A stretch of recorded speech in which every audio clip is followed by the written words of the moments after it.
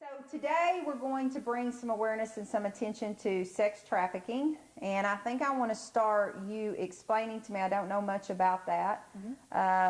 I believe that rape, sexual assault, sexual abuse, molestation, sex trafficking, I believe they're all porn addictions. I believe it's all sexual abuse, and that's what we're trying to bring aware through story and to our viewers. But explain to me, what is sex trafficking? You know, I think that a lot of people out in the world have their own perception of exactly what sex trafficking is. So they immediately go to, a person of color, low income, someone that's on the street, someone that got into drugs, and then decided to prostitute themselves. So there is a stigma around that, but that's not necessarily true. You know, sex trafficking comes in many forms, and I'm proof of that. But, generally speaking, it is the exchange of money for sex of another human being. So it doesn't always revolve around prostitution? No, not at all. I never prostituted a day in my life. But, So people can use any age, any sex, any race to profit from sexual activity? Yes. So the average pimp, which is the person that is actually selling the individuals for sex, the average pimp in the United States makes on average $150,000 a year per girl. So they pimp on average about 6 girls full-time, 20-hour days, sometimes 20 men a day or plus. And that's like kind of the worst case that you're looking at in the sex trafficking because industry. we're talking about a little girl that grew up yourself. I know that your sexual abuse from the time that you can remember played a role into your life. At what point in time did the sex trafficking start? How old were you? I was 7, from age 7 to 12. Did you know what sex was at 7 years old? I was abused from very early on, from almost infant. And so in some sense, I did know what it was at 7 years old. Having my own daughters, I can't imagine them knowing what it was. But I think because I was sexually abused by so many, that it was normal for me. Yeah. And so I guess it's hard for me to understand a 12-year-old, because again, no different than you just brought to my attention. I'm already thinking like pimp, prostitute, teenage girl on the street, standing on the street corner, but that's not really your how No. Mm-mm. So walk me through your story at 12 years old. How are you having sex? Where are you having sex?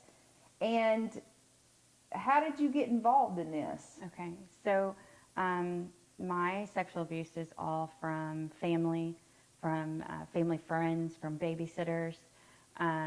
My sex trafficking my family has a rodeo background and a ranching background, and I was actually sold at ranch rodeos and rodeos for sex, for drugs, for hay, for farrier fees, which is, shoeing your horses, for entry fees, and in exchange, my family gave me as the price. And I think it's fair to say, because many of our viewers may not understand, but the rodeo is a family. Yeah, you're living together on the weekends, you're cooking together on the weekends, you're sleeping together in horse trailers. Well, I call them horse trailers, but they're really campers. Yeah, they're nice. yeah. But rodeo is a family unit in itself. You make friends there, correct? Yes, is that fair you do. to say? But there's a lot of good people in rodeo too. So, I think rodeo has changed and morphed from when I was sex trafficked. I think there are more and more Christian families involved, and it's definitely changed for the better, for sure. But back, from my age of 7, it was a little bit rougher around the edges back then. And, lots of men up and down the roads rodeoing, in a town for one moment and to the next town, to the next rodeo. So, A lot of drinking going on? Yeah, a lot of drinking, a lot of drugs. And you're just a little girl running around Yeah.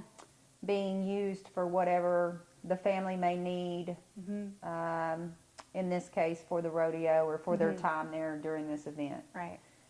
When you traveled to different rodeos, was it the same people? Did they recognize you? Did they eventually know that they could use you for some sort of sex? Yeah, there were some. There were some that were repeats, as you say, repeat customer, I guess. But because, like I said, the rodeo life changes up so quickly depending on where you're at and what, what area of Texas you're in, it changes. And so, the clientele changes. How long did the sex trafficking last? So it lasted from the age 7 to age 12, and at age 12 I started pulling away from my family and not wanting to see that particular side of the family.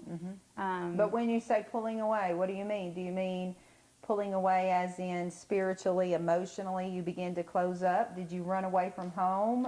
Yeah, Explain actually, pulling away to me. I lived with my mom and my stepdad, and even though they both were, good parents, I ran away from home multiple times. I was very promiscuous. I fought back all the time. I was very mouthy. I'm just out of control, really. A little bit rebellious? Yeah. A little bit angry? Angry. Pissed bet. off at the world. I bet you were. Yeah, but it's also, I think we should let everyone know you did have a good childhood. I did. I'm a prodigy of teen parents. Unfortunately, my mom and my real dad, were very, very young. My mom was 17 when she had me. Did they get married? They did. Back then, it was Back one in of the those 70s, things. you either had an abortion at the biggest city close nearby, Yeah. or you got married. You got married. And so they were forced to get married, and it was a toxic situation from, step get-go. one, from the get-go when they were dating. And so, of course, that wasn't going to turn out, for the best interest of anybody. And during those times, you have 2 teen kids raising 2 children, because I had a brother, and we were bounced around from, everybody you could think of, to aunts and uncles and cousins and family members and babysitters and, you name it. Family friends. Family probably. friends, yeah. You name it. We were, bounced around from home to home.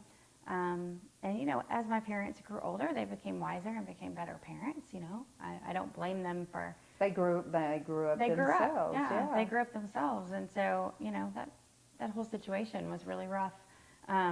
Did you ever reach out to your mother or your father and explain what was going on? No. Did you ever tell a friend? No. Never told anyone? No, I kept this to myself until I was 35. 35 years old. Wow, now you're speaking out. Yeah. All right, so let's go back, because I am so curious to know, what was high school like for you? Walk me through your teenage years. Did you start dating? I started dating in middle school, and being pretty promiscuous at that point. Never really, following through with full sex at that point. But when I got to high school, same thing, dated quite a bit. I did have, after, the first initial run of dating people, I had a long-term boyfriend that I had all the way through high school. He was a graduating senior, and I was a freshman coming in, and he was precious and sweet and kind and gentle, and couldn't ask for a better human being. But, I was never faithful, not one time.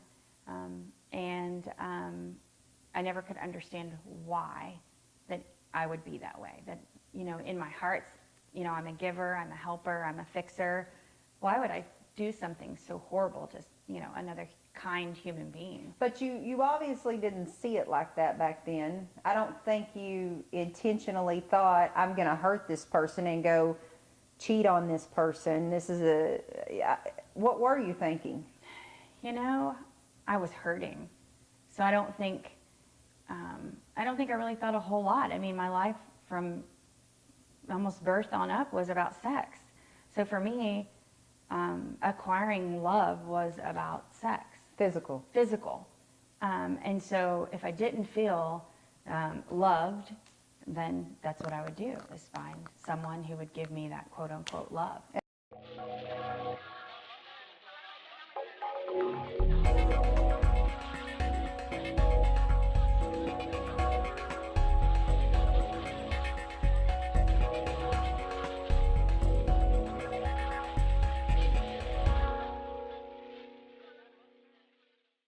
And so this really, what I hear from you is maybe your first true love. You know, we'll never forget that first love, isn't that true? You know, I don't think anybody ever does. No, that means so much to us. Especially when they're such a kind human being. Like That's right. But also, if you've really got a good situation and you've got a good teenager, a good young man that's taught some morals and values, they're not going to disrespect you, they're not going to pressure you to have sex, which obviously he wasn't doing. Is it that you were seeking that physical? I think so. Attention outside of that? That's all I knew is how to, you know, flirt and how to do what I needed to do that I was told that I needed to do. So obviously that led to a breakup at some point in time. Yeah, sure did. So that was when I was a sophomore in college. We broke up. Again, I was, you know, dating and promiscuous and very rebellious. Drank a lot, partied a lot. Can you start to see, we know that you haven't spoken out at this point in time. You're in your 20s by now, is that fair to say? Can you start to see, like I believe when you push something down inside of you that it finds other ways to come out. Do you think the drinking and partying, some of it was normal, just going to college and being in our 20s and that independence? Do you think some of it became maybe something for you to feel a punishment, like a self-punishment, overindulging in drugs or alcohol or food or sex because of the sexual abuse? Yeah, absolutely. I mean, not only did I overindulge, you know, as far as drinking and partying and that kind of thing, you know, I also overindulged in food. And so I overate. I'm a night eater. And so I would binge eat. I had issues with, you know, using different types of dieting, you know, ways. Speed, phentermine. Yeah, anything you could. Go-go pills. Yeah. Back then we had Dextrim. You could walk into Walmart and buy some good Dexatrim back then. Yeah, back then. You're exactly right. Yeah, there was all kinds of that roller coaster going on. Anything I could try to self-medicate. You know, I did try a little bit of drugs. To keep yourself from eating. Yeah, to keep myself from eating. Yeah. Because you knew that the food you were going to abuse it? Yes. Yeah, absolutely. And, you know, and I even struggle with it to this day.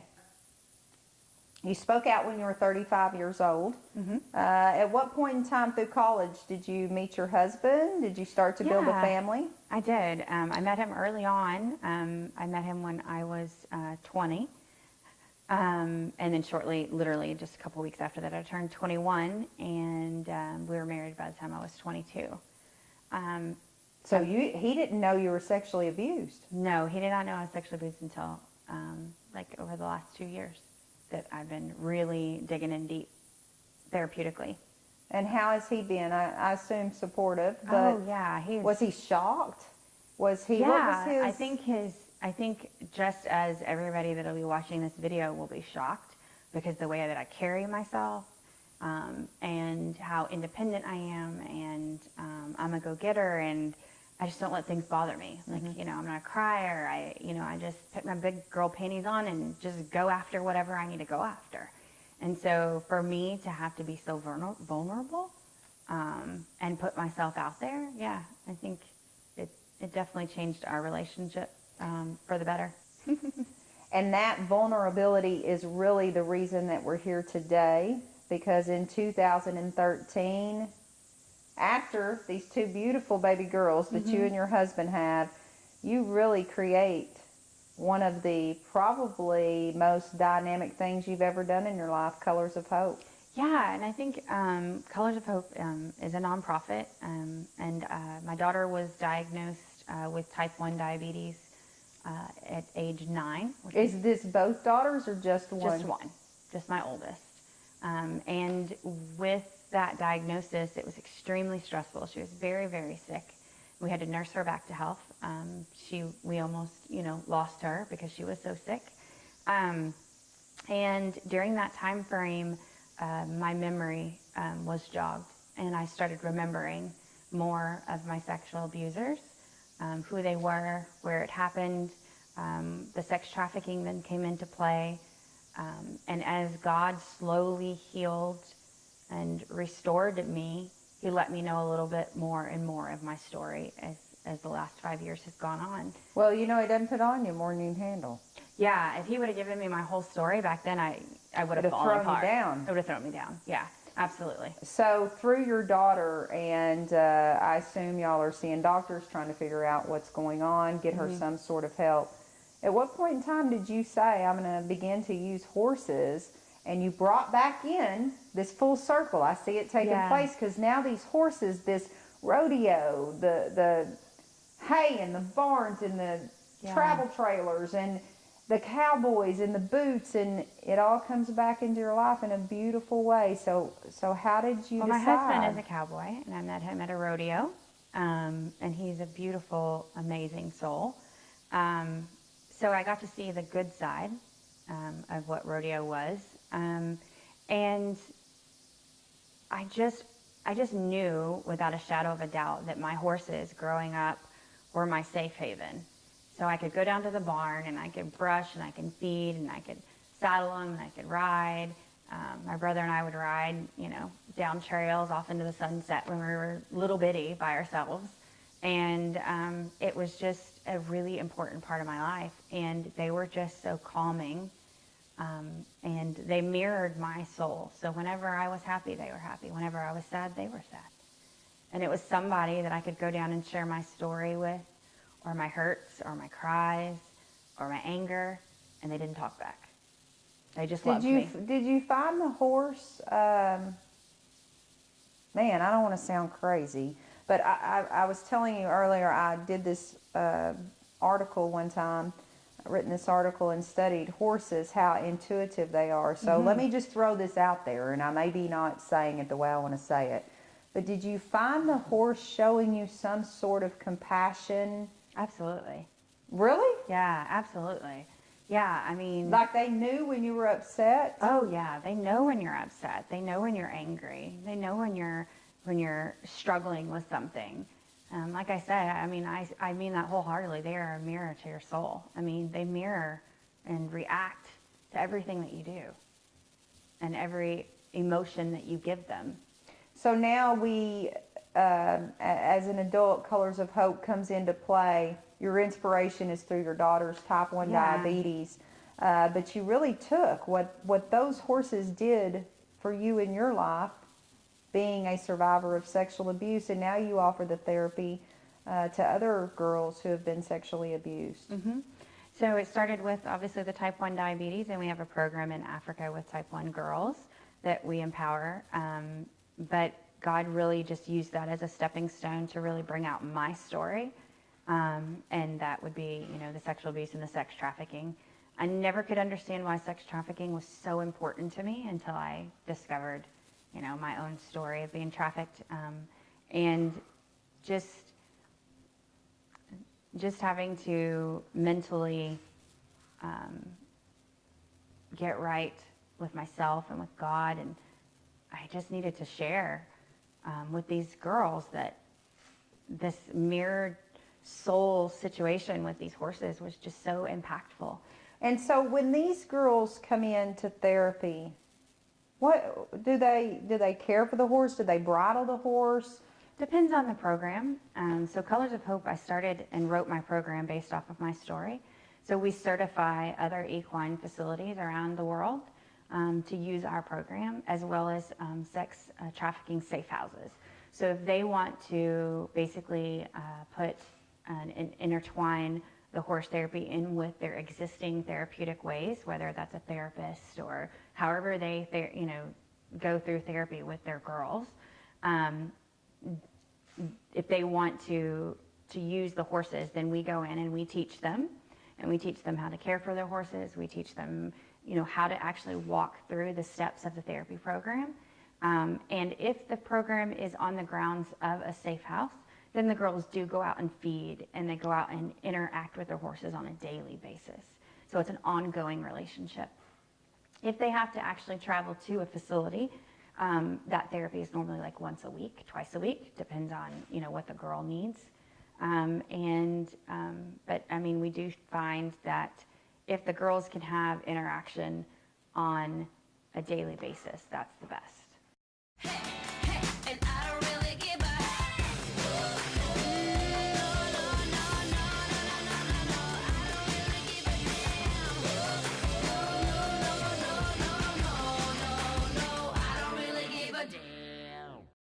And so they're learning responsibility, but they're also learning, I would think, to trust their intuition, to trust the people around them, who may hurt them, who may protect them.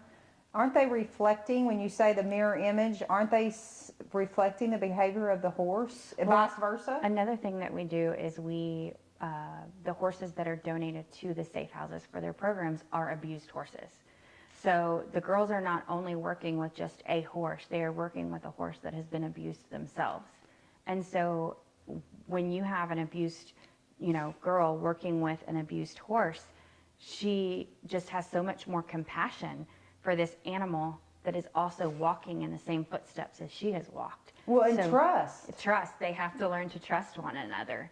And so that starts at the ground level. And so they have to go in and make that trust relationship with that horse. I think this is why I wanted your story, because I think that's so amazing. See, we're sitting here because we are mirror images of one another. Yeah. And the reason it's easy for me to just be myself and vice versa is because trust.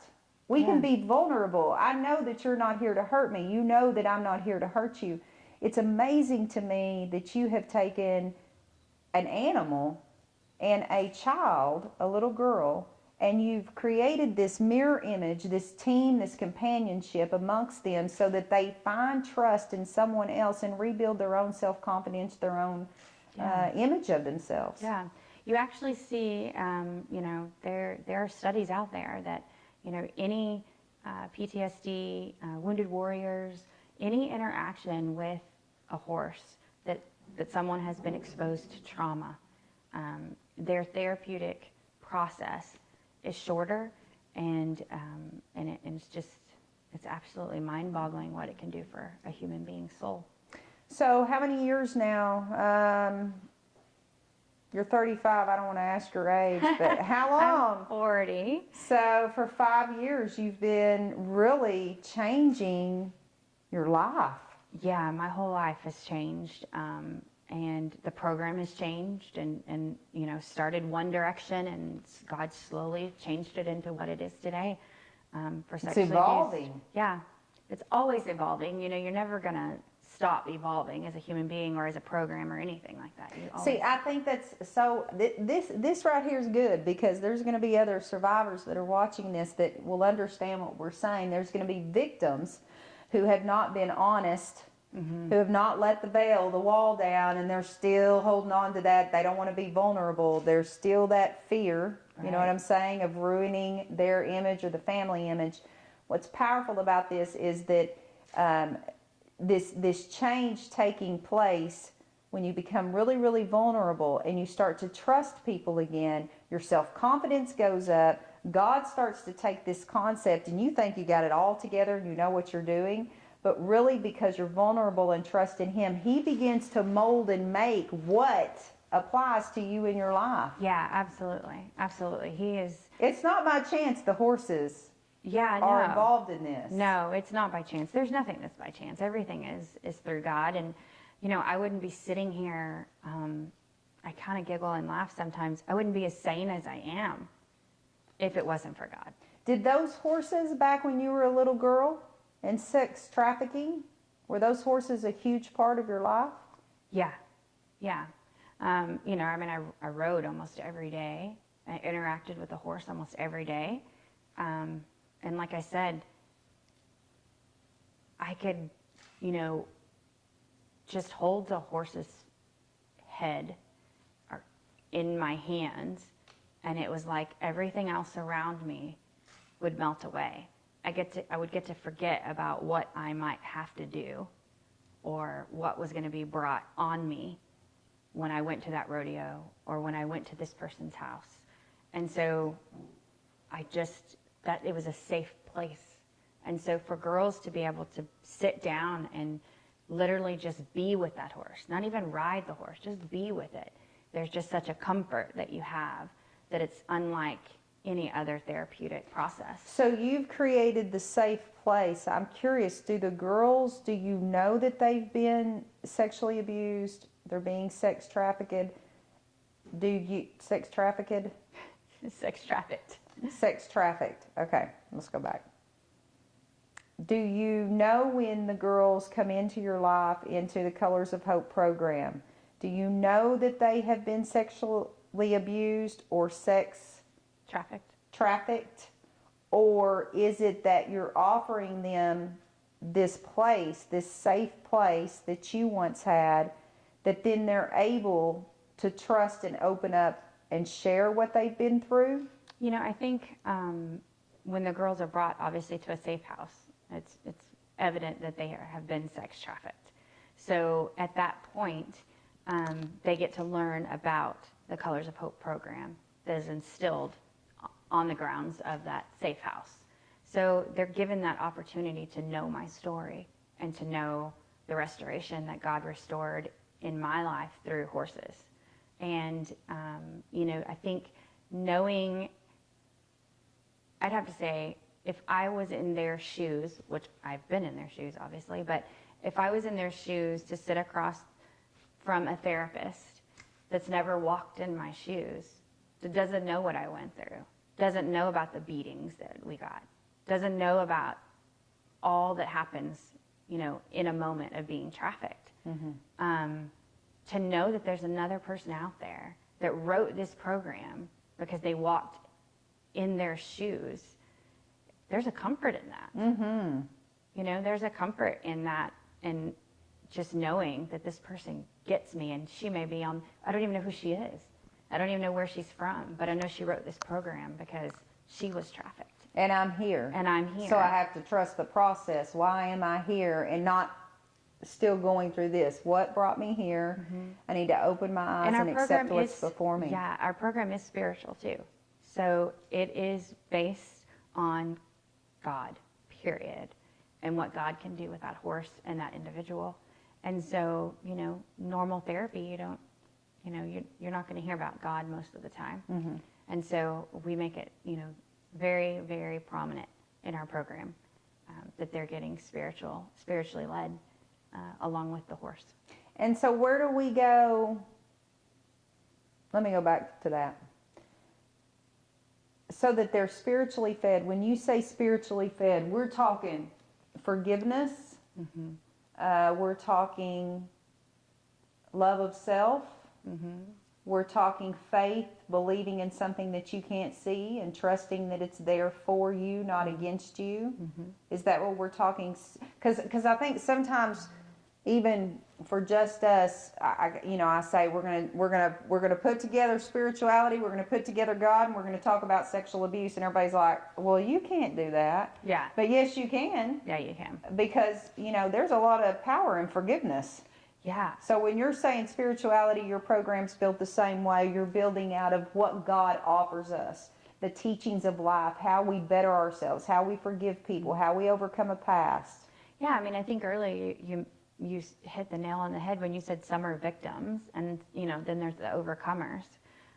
Those that have walked that spiritual path with God, they find forgiveness in every one of their abusers. Every one of them. I have forgiven every one of them. I don't wish harm on any one of them. Mm-hmm. I wish that they would know God the way that I know God. I wish that they would know the love and the comfort that I get knowing that my Heavenly Father loves me as much as He loves me. And being able to share that with girls around the world is really important. Yeah.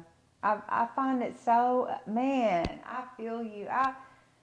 I find it so amazing that you, as this little girl that grew up in this rodeo life with these horses around you, how could you ever have known that 30 years later God was going to use the same things you were exposed to, the good and the bad, and that he was going to mold and manifest that into a ministry that literally is not just in the United States, but we're now reaching out into other countries. What is the chance of that happening? There isn't. I mean, there's only one way, and there's no other way than up, you know, from your Heavenly Father to make it happen, because, man, you know, I grew up in like I said, my mom was a doctor, my dad was a veterinarian, my stepdad was a veterinarian, and, you know, you go to school, you get an education, you graduate, you get married, and you go on with your degree. Ministry is not something that is talked about. You don't go say that you're going to go into ministry. And so at 35 to say, oh, by the way, I'm going to sell my company and I'm going to start doing ministry and I'm going to Africa. You know, I mean, that's just unheard of. You know, you don't do that. A little bit crazy. I like a little crazy. bit crazy. You know, and I was told I was crazy. Yeah. And I took it with a grain of salt and just did it. Well, you know why? Because most of us do. What's insanity? Doing the same thing over and over again, expecting a different result. You like said, no, I'm doing something different. Yeah. You had to get a little bit crazy to cause some change in your life. And I thought God was a little crazy at first when he asked me to step outside my box and do this, but I trusted him. And this is where I'm at today.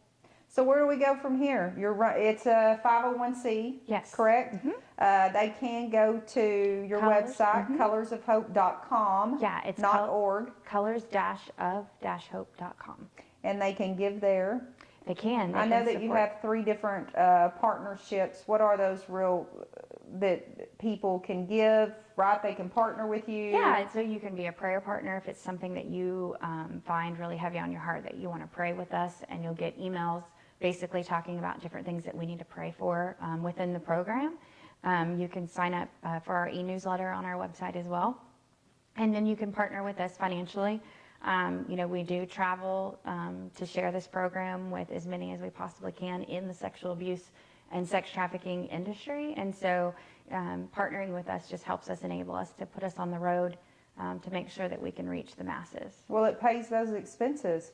Yeah. I don't think people realize, you know, it always amazes me because we want to have this big presidential election and we want to sell plates for hundreds of thousands of dollars and bring in politicians, and that's just one example. I could keep going, but I'll just zip my mouth there. Yeah, But when we have a nonprofit such as yourself, it's very difficult to find people who want to give. And I think it's important to say, it doesn't matter if you give $10 or $25 or $100, all of that adds up. It does. It's important to take anything. Yeah, I mean, and you know, the sex trafficking industry is a tough one because there's so many people that say, again, there's that persona that, you know, these girls did this to themselves, and not a single one of them did this to themselves.